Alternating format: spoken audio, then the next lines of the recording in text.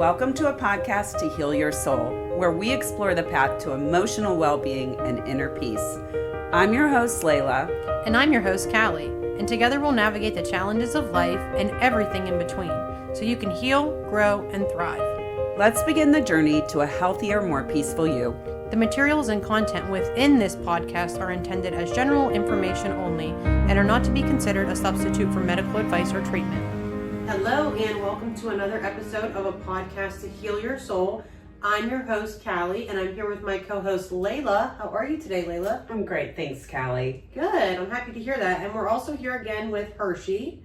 So if you're watching on YouTube and you see any paws flying up in the air like last episode, it's just the dog. Right. If you are watching on YouTube, don't forget to give us a subscribe because we really are grateful for that and really appreciative of that. And we're really excited that we have a YouTube channel now. Absolutely. And if you subscribe, please like as well. I didn't know you could like and subscribe. Oh, yes. That's very important. Give us a thumbs up and subscribe to all of our notifications.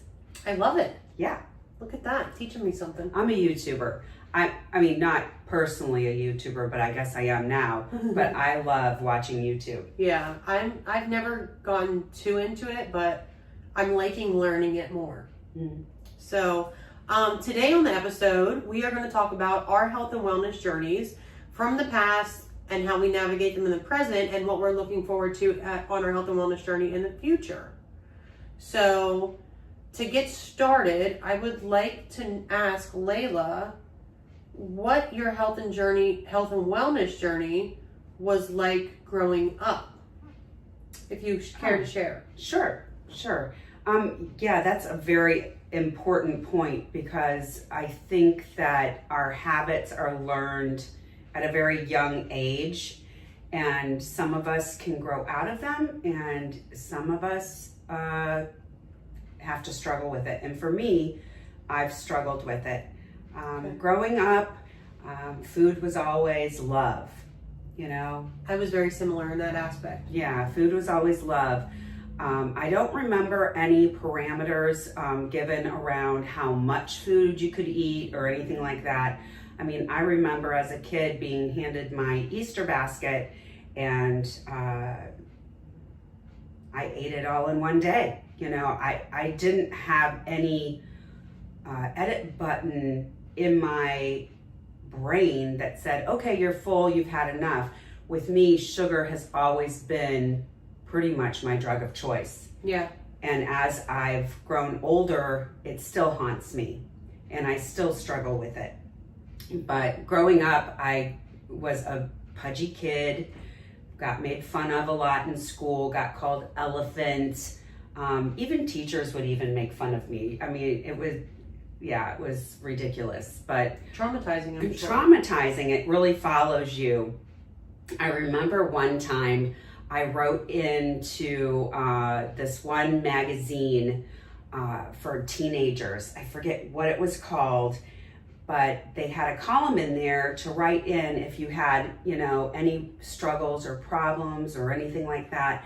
And I wrote in and said, you know, I'm heavy and people make fun of me and I really want to lose weight and, you know, everybody makes fun of me and it hurts my feelings. And I remember my brother and I think my cousin at the time finding that and laughing at me. Oh no. Yeah, but they were just being boys. I mean, we were just kids, you know, but they probably don't even remember doing that, and it stuck with me for sure. And so up until the 8th grade, I was a heavy child and I took a lot of riff for it. And between 8th grade and 9th grade, there's something happened to me, just physiologically, I think, just growing and trying to lose weight. And I lost all this weight and nobody recognized me in my 9th grade year. They're like, who is she? You know? Mm-hmm. And I started getting boyfriends and everybody wanted to be my friend. But I also remembered what it was like to be made fun of. So I chose not to be in a clique Good. You know how it's real cliquey and stuff like that. There's the jocks, there's the popular, there's the nerds, there's the burnouts, whatever. I was friends with everyone because I knew how it felt to be singled out and be that, I was the version of the ugly duckling. I really was, because I feel now much more beautiful than I ever was growing up. And this is what I turned in to be. You know what I'm saying? Like the ugly duckling story. Anyway, so from 9th grade on, I was very slender. I was never in any sports or anything like that in high school. That was never encouraged by our family or anything like that. I think I might have tried out for volleyball or something like that. My brother struggled with his weight as well, but he was always a runner. He could run like a deer, Okay. And to this day, he's like an ultra marathoner, and he's just, I don't know. I call him my Batman, my superhero, because he is just so talented in so many different ways. I really look up to him. Mm-hmm. So now I'm still struggling. I'm 20 pounds up right now, and that always plays a part in my mental health. Yeah, I was going to say that the health and wellness journey is so much more than just like weight and physique and things like that. Yeah. It affects so much more. Mm-hmm. It really does. Yeah. It really affects me. It's like in my mind, Lela, you're 20 pounds up right now. You have to gain control. I still to this day have a problem with sugar. If I start eating it, I can't stop. And, I talked to my therapist about it. That's one of the many topics we talk about. And I am on a journey to try to abstain. I think abstinence is the best course for me when it comes to sugar, because if I introduce it to my palate, there's just something about it. They say that sugar has the same chemical reaction in your brain as cocaine does. I've heard that. And people that have ever tried cocaine want more. Well, that's how I am with sugar. More. Mm-hmm. I just can't satisfy that. But I am on my journey to overcome that, and it's just still a journey for me. Today, what I do is I love to walk. I love to play golf. I love to play pickleball. I started taking salsa dancing lessons. And for me, exercise needs to be fun for me to do it consistently. So that's what I do. I love that. Yeah. What about you? So quickly before I get on that, I wanted to make a comment about how you said you feel most beautiful now than you have in the past. Mm. And I love that, because even being, and maybe you're insecure about it, I don't know, but being 20 pounds up, it sounds like you feel more beautiful than you had when you were younger. Yes, but I still am subconscious of being the 20 pounds up. It's still in my head that I'm not, those thoughts that you're not worthy, look at that girl over there. She's so fit. She's so that. I compare myself a lot, and I need to stop doing that. But that's just my journey. That's where my head goes, But I love that you still feel beautiful, even with that, you still feel beautiful, because beauty isn't defined by how we look on the outside, in my opinion. It's how we are on the inside, how we treat people, how we treat ourselves. Yes. And I do struggle a little as well with the comparison, because I actually feel most confident in my body than I've ever felt, and I'm not at my heaviest. My heaviest was much, let me think about this for a second, 40 pounds heavier than I am now. 45 pounds heavier than I am now. And that was because I was drinking a ton, and because I was drinking a ton, I was eating whatever the heck I wanted to eat all the time, because I just was either hungover or I was drunk or whatever, and you just eat whatever you can get your hands on. So Yeah. I also used to be a lot lighter than I am now, but I feel more beautiful and more confident in my body right now. And I think, Lela and I were talking about this before the podcast, I get a lot of comments about how I lost so much weight. And I always say, well, thanks, I'm not trying. And because I feel like I have to justify it, that instead of just saying thank you, I feel like I have to justify it, the compliment. Like, it's not good. I don't know. Do you ever get like that when people say, like, compliment your outfit and you say, thanks, I got it from... Yes, I always have, yeah. Instead of just saying thank you. Yeah. But I think it's, I don't know, when you say you're not trying, I kind of get jelly. I'm like... Really? Yeah, because you're not trying, and I'm like always trying. But I think that's what makes a big difference, is because I'm not consciously doing anything. I'm super excited to go back to the gym, and because I love to work out, and I'll get into that. I'm super excited to go back to the gym. I'm super excited to get active again. I'm super excited to like start cooking more meals and things like that, because that's my plan now that I'm more settled in my home.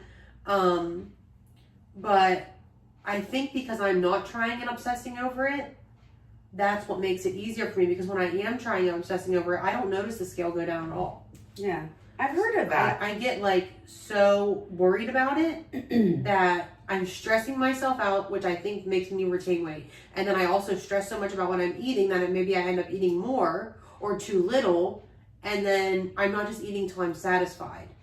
Yeah. You know what I mean? Like, I'm starving myself or I'm eating too much.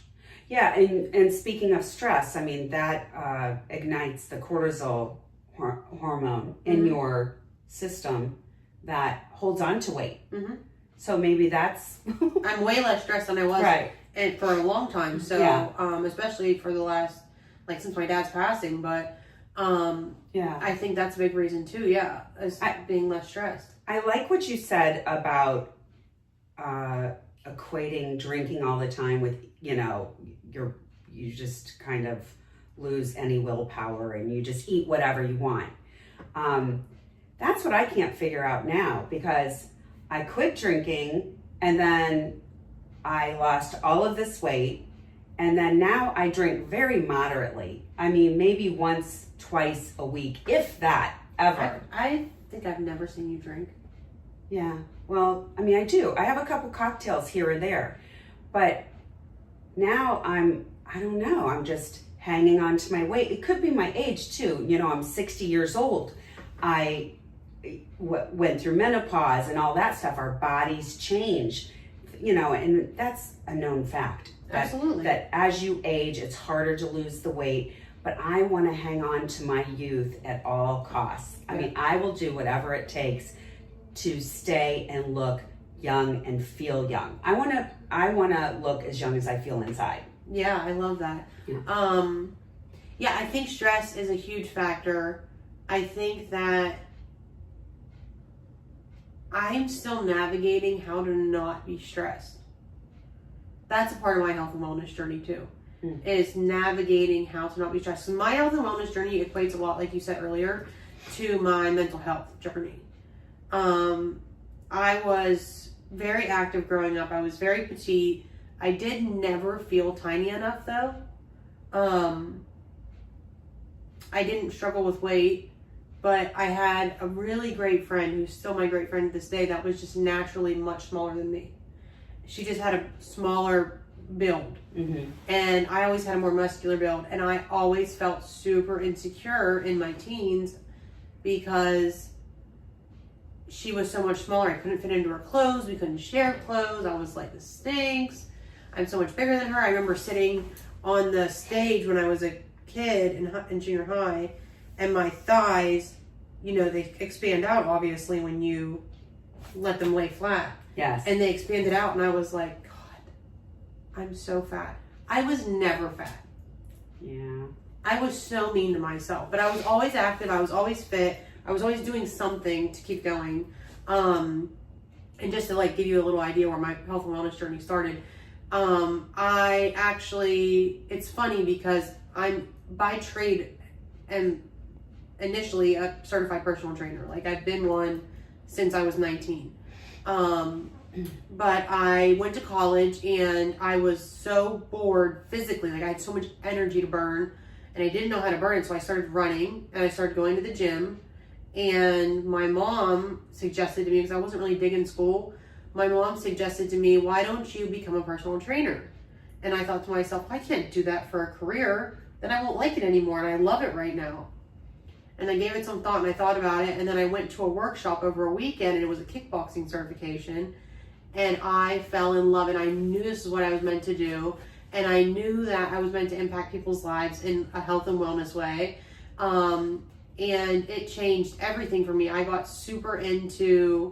more into movement, more into sharing it. I opened my first studio. It was like a little fitness studio. I had spin bikes and all the little cool weights and things like that when I was 19. And I was a personal trainer. I still have some health coaching clients, but a personal trainer full time until I moved to Florida. Okay. Hang on to yourself. Okay. Another parallel between us is coming up. Okay. You don't know this about me, but when I was, 19, I met a guy, which turned out to be my first husband, my son, Beau, his father. He was a bodybuilder. He was way into weights. So we opened up, when we got married, we opened up this little gym. It's a free weight gym. Okay. In our town that, he lived in, Clinton, Ohio. Yeah. And I was taught how to train people with free weights, how to work out. I love it. And then when we got a divorce, that was one of my part-time jobs. I worked at this place called Jackie Lee's in Akron, Ohio. Mm-hmm. I was an aerobics instructor. I was a personal trainer. I mean, I know how to do it. Mm-hmm. And isn't that strange how both of us, I mean, I didn't have a certification or anything like that. Like back in the day. I don't think you needed them then. No, back in the day, you didn't need You still that. don't need them technically, but it Yeah. makes you, it's better to have them because it shows that you've studied and you became educated and not that you don't know what you're talking about if you're not a certified personal trainer, but it definitely helps with your credentials. Absolutely. And with me being a massotherapist for, 15 years in Ohio, knowing the, anatomy and physiology and now I'll always know how to train somebody with weights and stuff like that. That just is kind of like riding a bike. Yeah. So it's not something I desire to do, but it's in there. And that's weird that we have that in common. I love that. It is really weird, but it's just goes to show you that this is all meant to be. Yes. Mm-hmm. So, I have been a personal trainer since I was 19, and I've helped a lot of people. I've had personal training studios. I was a personal trainer in New York City and a fitness manager, and I loved it so much. And also, I transitioned to becoming a full-time business mentor because I think we ebb and flow through things, but I still love to do physical activity. So I don't do it as much anymore because I'm a full-time mom and I have a full-time job right now and I'm doing the business as well still, and I'm not prioritizing myself. And I think that's also a really important thing I'd like to touch on is that as women, I don't think we prioritize ourselves enough on our health and wellness journey. And health and wellness can be anything. It can be eating well. It can be taking care of your mental health. It can be moving your body. But another thing I wanted to say too, I'm kind of all over the place because I have so many thoughts going on because I get really excited about this topic. But me becoming a personal trainer and me getting so into movement and nutrition saved my life because I am diagnosed with bipolar disorder. I know I've had it since I was a kid because I had the same episodes that I had before I was diagnosed properly. And I didn't get diagnosed until I was 28. And I have struggled with I don't like to say struggle. I have survived suicidal ideation since I was 15. I love that. And moving my body and eating food that fuels me and makes me feel really good has gotten me through the most difficult of times. And my medicine, once I had medicine, but before I was diagnosed, because I was improperly diagnosed with ADHD and only anxiety and depression and never the proper diagnosis, really got me through. I remember, this was after I was diagnosed, but the suicidal ideations were still pretty bad. I had a chiropractor in Pennsylvania, and she was more of a holistic doctor. Then she focused on everything, like nutrition, the spine, your foundations, all that stuff. So I would ask her about what are best ways to cope with this, and a lot of it was through food and movement. So I remember I would make a fat smoothie, because fat fuels your brain. Fats that are like coconut oil, things like that. Yeah, healthy fats. Yeah, not the other kind. I can't remember if it's saturated. I think it's saturated is not good, right? I can't remember. Right, saturated fat is not good. Yeah, there are healthy fats out there. Yeah, avocados, coconut oil, olive oil, olives. Anyway, going on. But she would suggest that, so I'd make a fat smoothie with lots of good oils in it and things like that, and then I would go for a walk, and I would drink my fat smoothie and go on a walk, and I would listen to music. And I can't tell you how many times that saved me from myself. Yeah, me too. Movement is definitely important for me, mentally as well as physically, but sometimes more mentally than anything. Mentally, it's everything to me. Yeah. I personally get really depressed if I go for a long period of time without moving my body. Yeah, absolutely. I've never really, truly, like, I had maybe a 4-pack at one point, and like more defined arms than I have now. Oh, a 4-pack. I'm like, what are you talking about? Your abs. My abs, yeah. I never really had like this crazy physique from working out a lot. And I didn't care. I cared that it helped me feel the best. And I always feel the best when I'm fueling my body really well. And I say fueling my body because I don't like to look at it as like a caloric deficit or whatever, or a diet. I like to look at it as what makes me feel really good. So if a salad or a really great piece of meat and some vegetables make me feel really good one day, I'm going to eat it. And I know this is probably different for you, but if a cookie is going to make me feel really good in my body, I'll eat it. But I also eat it in moderation. Because you can. Because I can. So it's different. But I think the whole point is, as we said on the last episode, in the introductory episode, is to make the journey your own along the way. Absolutely. And being mindful of what I'm eating, and eating what fuels my body makes me feel really good, as well as movement too. But yes. Yeah. I agree. Yeah. I agree with, eating what your body is kind of wanting. Yeah. As long as it's not bad, and even sometimes if it is bad, I guess for other people, they can dive in and have that. I mean, I can have, like, say pizza. I don't overeat pizza. I don't overeat. It's just, if it's sugar, I will overeat it. So I know for me, that's not the right avenue to go to. One thing that really helps me though, Calli, and I think that we posted a little clip of it. I like to prep on Sundays.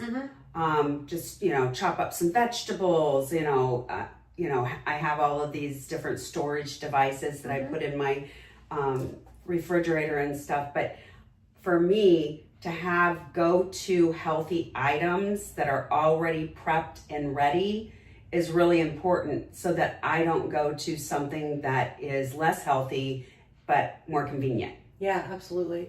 I like to prep too. I prep overnight oats for myself for the week. I'll prep snacks and things like that, nuts and carrots and pineapple usually. I'm very much a creature of habit, where I eat the same thing all the time. Me too. Because it's just simpler. I don't have to think about it. And then I'll vary my dinners.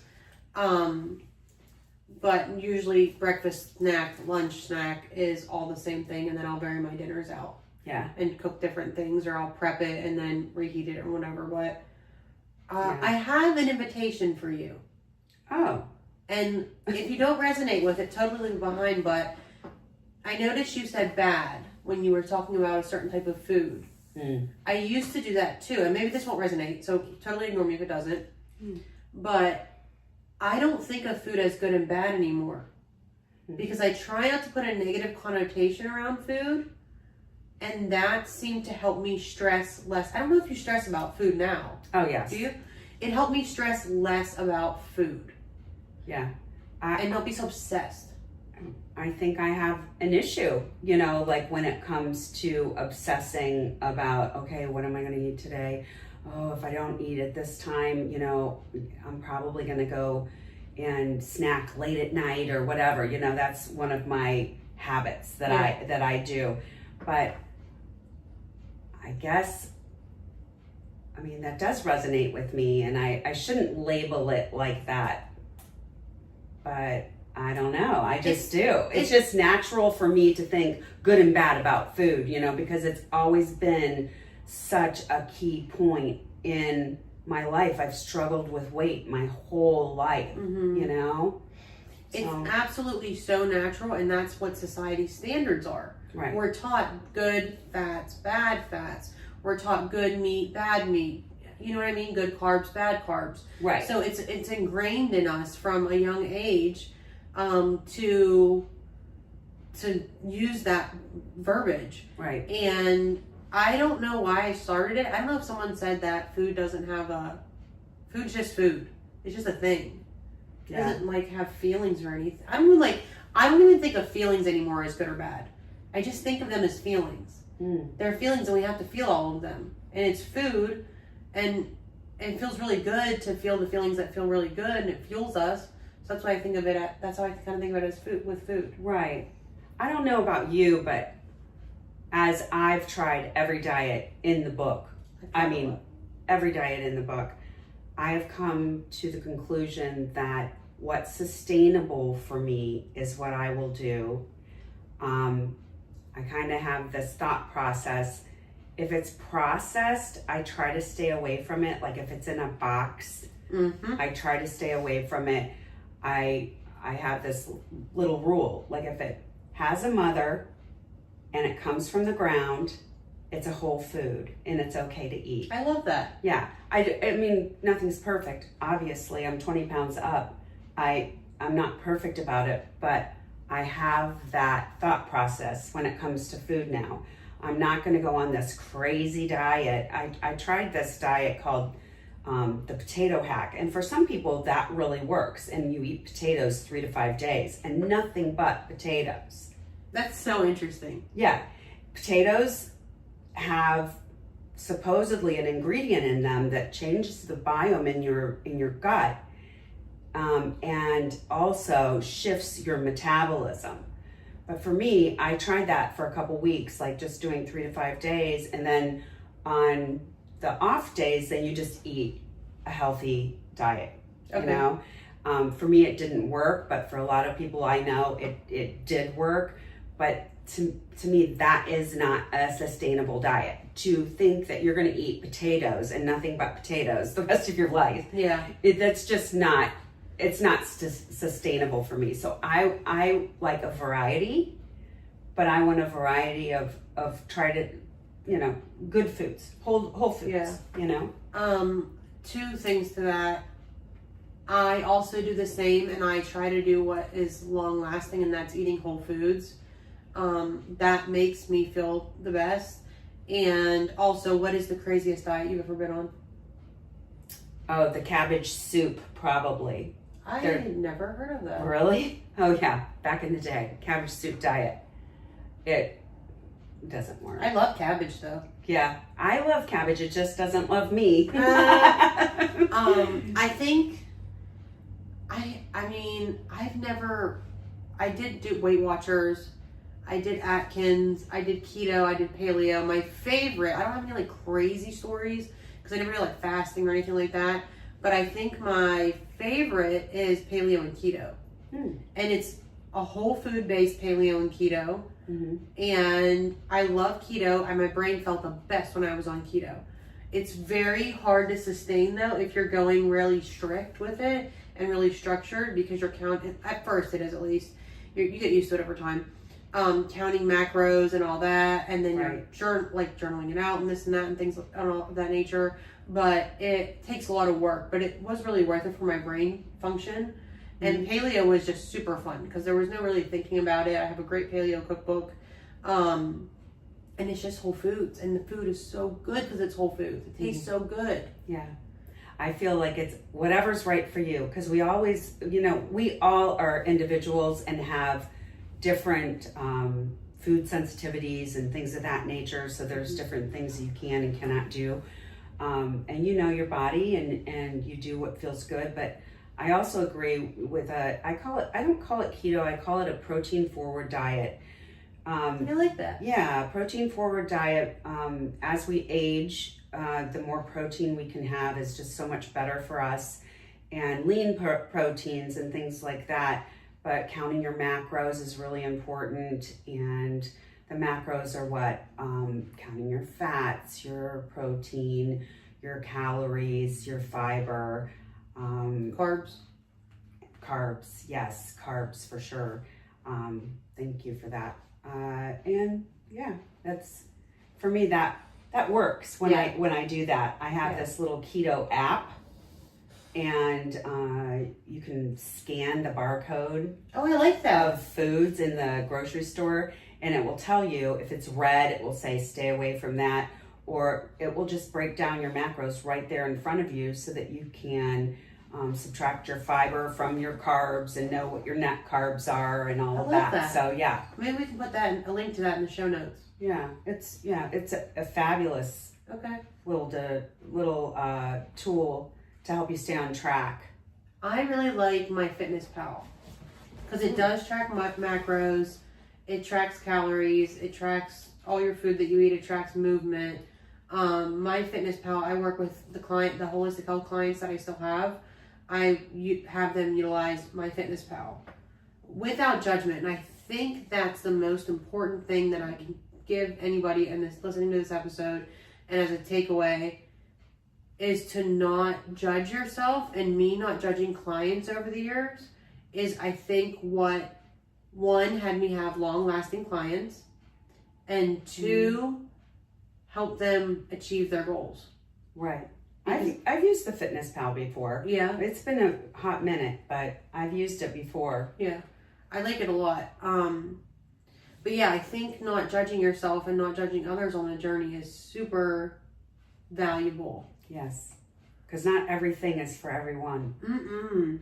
At all, especially on the health and wellness journey. Right. You have to find what works for you. And there's so many fads out there, and there's so many new crazes all the time, always changing, always on the news. I think just finding what works for you and what you love and going with that is the biggest, most important part. Absolutely. And, a lot of people, have to have modifications because of different limitations their body has, when it comes to exercise and stuff. And yoga, for me, I love yoga too. I need to start incorporating that more in my life. I do yoga at night and stuff. I have a mat in my bedroom, and I do different poses and things of that nature, stretches and stuff. And I love yoga because when you go to a yoga class, your mat is your practice. You don't have to do everything the instructor is doing. Exactly. You make it your own. And it's just it's a great form of exercise and really stretching your body, and super helpful for your mindset too. Absolutely. Super helpful for your mindset. I agree. So, yeah. Is there anything that we should have talked about that we didn't talk about? I don't know. I don't think so. I mean, I've said everything I could talk about this topic forever. Yeah. But there's that again. Sorry, people. I was literally just thinking we haven't said that much on this episode. Leave it to me. I think that... That's judging myself. Yeah. I shouldn't. Yeah, don't do that. I'll remind you. Okay. I think that, just so the listeners and viewers know, that we will revisit health and wellness. We'll revisit all the topics. I said all the topics in different formats and different capacities, and as it evolves and changes, as we grow, the episodes will evolve and change. But we're going to revisit health and wellness because we want you to have the coping mechanisms with health and wellness, and as in regard to health and wellness, that accompany the topics that we're talking about. So with anxiety and depression, I know what I wanted to ask you because we haven't talked about it yet. It has nothing to do with health and wellness. Okay. But we haven't talked about it yet. And this is a podcast to heal your soul by Beau-Ho Living. Right. We haven't talked about why it's called Beau-Ho Living and spelled the way it is, BEAU-Ho Living. Really, not even in our directory. I don't know. I don't think we did. Okay, so Beau-Ho Living was a concept of mine inspired by my son, Beau, B-E-A-U. He is the light of my life. He's 37 years old, lives with his family in Oahu, Hawaii, and has struggled with addiction for a very long time. And yeah, he was a heroin addict. He was homeless. There were years that we didn't know if he was alive or dead. And I would go to this one meeting that was called Families Anonymous. I don't know if I'm permitted to say that or whatever, but it was very helpful to me because I sat around a table of loved ones that had kids that had heroin addiction, or a spouse that had heroin addiction. It was all mainly heroin addiction. And I remember just like sitting around that table and watching people lose their children. I can't imagine. And thinking, I remember asking one time, when do I stop burying my son? Because this was a point in time that I didn't know if he was alive or dead. It was very, we had years of, it was horrific. And they said, you never do.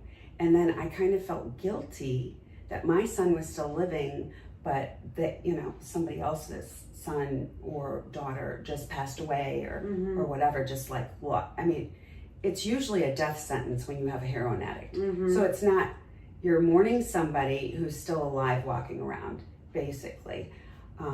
And he came out of it.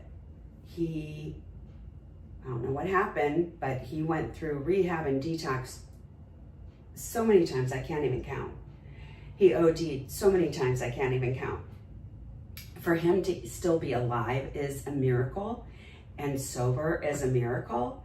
And he has 5 years of sobriety from heroin under his belt. He helps other people with addiction. He sponsors them. He gives back. He goes and tells his story. And that's what inspired me to do something I love, make my pain my passion, and create Beau-Ho Living so that we could have a community of people that need to heal from whatever it is and help them. And eventually our goal is in 3 to 4 months, at least, we want to have a store that sells products that are in alignment with the topics we're talking about, and products and services to help people navigate through those obstacles in life. Yeah. And then when our company becomes very profitable, it's our goal to have a charity foundation to help a couple of addicts, maybe start with one that really wants to get clean and sober, and help them go from detox to rehab, bridge that gap, because a lot of times there's a gap there. They go to detox and they say, okay, your kid's discharged now. We don't have a room over at the sober living facility or the rehab, so we'll have a room in a week. Well, basically then that addict is going to go from there out on the streets using again, and the cycle just continues. And so we want to bridge that gap, have give back, have a charity foundation that will help people that are truly into being clean and sober and getting back into society as healthy individuals. Yes. So that's why we call it Beau-Ho Living and a podcast to heal your soul. Yeah, absolutely. That was a long explanation. No, it was perfect. And I don't think we talked about it in the introductory episode in that depth. And if we did, it's good to hear again because they might not have listened to the introductory episode. Okay. And I can talk about it all day. Yeah, me too. So I love hearing about it and I love talking about it. But so I think that's all I have for today. How about you? That's it. All right. So we thank you for joining us for another episode of A Podcast to Heal Your Soul. Please, again, like, subscribe, follow us on Instagram, on TikTok, on YouTube. We're on Spotify, Apple Podcasts, Audible, iHeartRadio. And I'm trying to think if there's anything else. We have our landing We're on page. Facebook. We have a Facebook. Yeah. Yeah. So we are so excited to be on this journey. We're so grateful to be on this journey. And we're so grateful for all of you joining us on this journey. And we will see you next time. Thank you for tuning in to this episode of A Podcast to Heal Your Soul. Remember, healing is a journey, not a destination. Every step, no matter how small, brings you closer to the peace you truly deserve. Don't carry your secrets to the grave. Let's talk about them and transform the world. Until next time, take care of your soul.